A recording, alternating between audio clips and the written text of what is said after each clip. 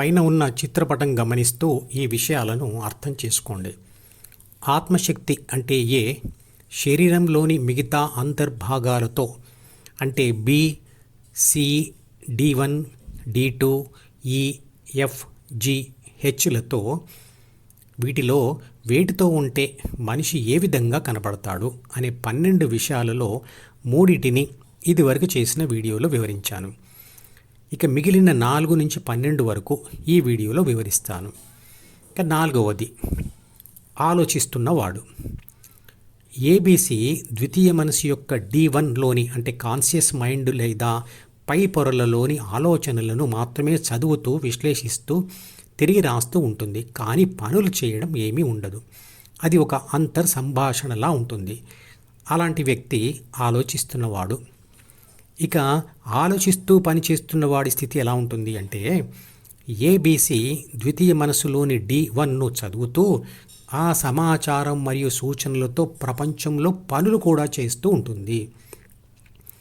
ఆ పనుల ఫలితాల నుంచి సమాచారం తీసుకుంటుంది, విశ్లేషిస్తుంది, D1లో మళ్ళీ రాస్తుంది, రాసిన వాటిని మళ్ళీ ఆచరిస్తుంది, ఫలితాన్ని అనుభవిస్తుంది. ఇక 6వ స్థితి రాత్రి కలకంటున్నవాడు. రాత్రి పడుకుందామని అనుకున్నవాడు అంటే ఏబిసి ముందు ఈను వదిలి తర్వాత D1ను విడిచి D2లోకి ప్రవేశిస్తుంది. ఆ ఆలోచనలతో తాత్కాలికంగా అక్కడ ఉండడమే రాత్రి కలగంటున్న స్థితి. దానిని కూడా విడిచిపెడితే చేసేది ఏమీ ఉండకపోవడం వలన ఏబిసి నుండి సి మరియు బిలను కూడా విడిచి ఏ ఒంటరిగా ఉండిపోతుంది. అదే గాఢ నిద్రలో పడిపోవడం. ఇక గాఢ నిద్రలో నుండి మెలకువలోకి వస్తున్నప్పుడు ఏ మొదట బిను తర్వాత అహం అంటే సిను పట్టుకొని తర్వాత D2లోకి ప్రవేశిస్తుంది. ఈ సమయంలో కూడా ఏబిసి ద్వితీయ మనసులోని D2 అంటే సబ్ కాన్షియస్ మైండ్ అంటే అట్టడుగు పొరలలోని ఆలోచనలతో తాత్కాలికంగా ఉంటుంది. అది కూడా రాత్రి కలగంటున్న స్థితియే. ఇక 7వది గాఢ నిద్రపోతున్నవాడు. D1, EFలను పట్టుకున్న ఏబిసి వరుసగా Fను తర్వాత ఈను తర్వాత D1లను వదిలి D2లో ప్రవేశించి దానిని కూడా వదిలిన తర్వాత ప్రపంచంతో కనెక్షన్ తెగిపోతుంది. అందువల్ల ద్వితీయ మనసులోని సి యొక్క అవసరం కూడా తెగిపోతుంది. తర్వాత జీన్స్ పుస్తకంలోని శరీర రక్షణ, పోషణ, పునరుత్పత్తి బాధ్యతలను వదిలి అంటే 6 గుణాలను తాత్కాలికంగా వాడడం మానేసి ఒంటరిగా ఉండిపోతుంది. అదే గాఢ నిద్రా స్థితి. ఆ సమయంలో అది తిన్న ఆహారం నుంచి ప్రాణశక్తిని పొందుతూ ఉంటుంది. ఇక 8వది చనిపోయినవాడు.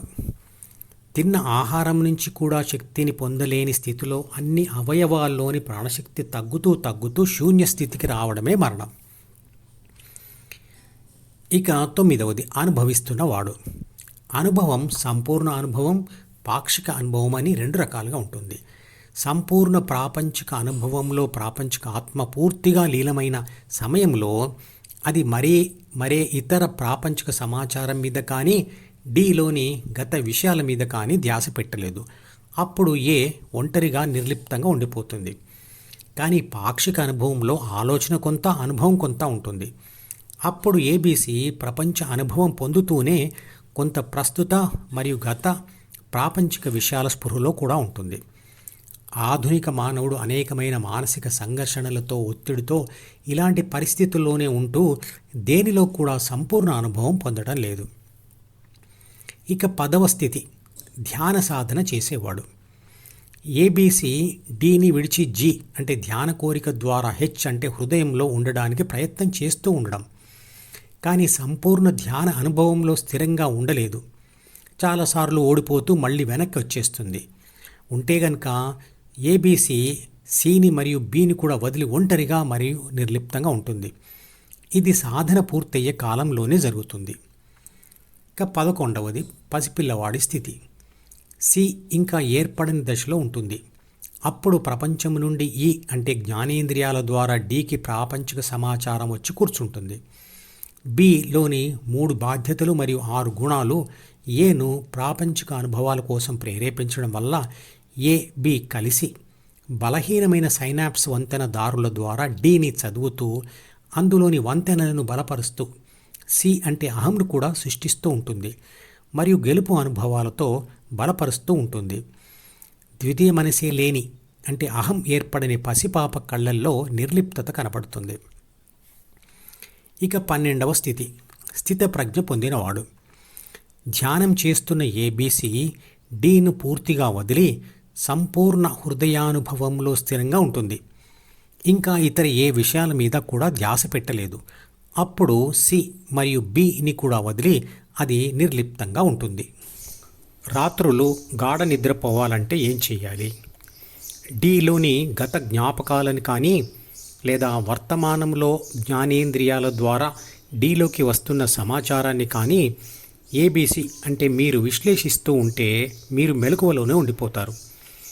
డీలోని ప్రాపంచిక సమాచారాన్ని వదిలివేసినప్పుడు అంటే ఆ సమాచార విశ్లేషణ మానేసిన సమయంలో మాత్రమే ప్రశాంత స్థితి వచ్చి గాఢ నిద్రలో పడిపోతారు. కాబట్టి ఏబీసీ డీలోని ప్రపంచ సమాచారం చూడవద్దు అనుకుంటే లేదా అందులోని సమాచారాన్ని విశ్లేషించకుండా ఉండడానికి దాని ధ్యాసను డి నుండి మళ్లించి హృదయం మీద కేంద్రీకరించాలి లేదా సహస్రార స్పర్శ మీదికి కేంద్రీకరించాలి. ఆ సమయంలో ఏదైనా వాయిద్యనాదం అంటే ఇన్స్ట్రుమెంటల్ మ్యూజిక్ వింటూ ఉండాలి.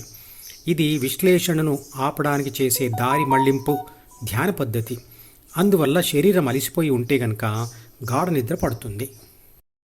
ఈ మధుపదం యూట్యూబ్ ఛానల్ వీడియోని సబ్స్క్రైబ్ చేసి గంట గుర్తును నొక్కి ఆల్ని సెలెక్ట్ చేసి ప్రతిరోజు యూట్యూబ్ ఓపెన్ చేసి అడుగున ఉన్న సబ్స్క్రిప్షన్ బటన్ నొక్కితే అన్ని లేటెస్ట్ వీడియోలు చూడవచ్చు.